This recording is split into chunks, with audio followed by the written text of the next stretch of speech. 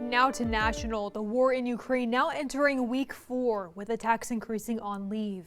Ukrainian President Zelensky says more than 180,000 Ukrainians have been evacuated since the war began.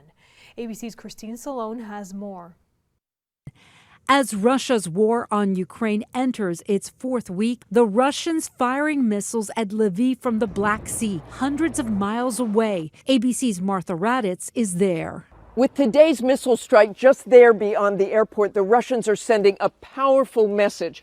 Lviv has been a critical place for refugees trying to get out of Ukraine and a critical pipeline for humanitarian aid and supply. Those strikes just as President Biden met virtually with Chinese President Xi Jinping for almost 2 hours. Russia has reportedly asked China for military or economic help, and the U.S. says China will pay if they assist Russia in any way. China has to make a decision for themselves about where they want to stand and how they want the history books to look at them and view their actions. The U.S. and NATO are increasingly worried Russian President Vladimir Putin may turn to even deadlier attacks, including chemical, biological, or even small-yield nuclear weapons to gain the advantage. These are smaller yield, smaller weapons, but they still carry lots of radioactivity, and they're still a big step along the scale of escalation to strategic nuclear war. But Ukrainian President Volodymyr Zelensky remains defiant, telling the Russian government that it's time to talk.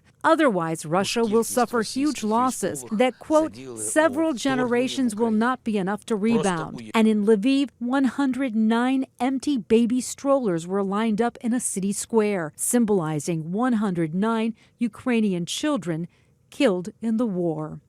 Christine Sloan, ABC News, New York.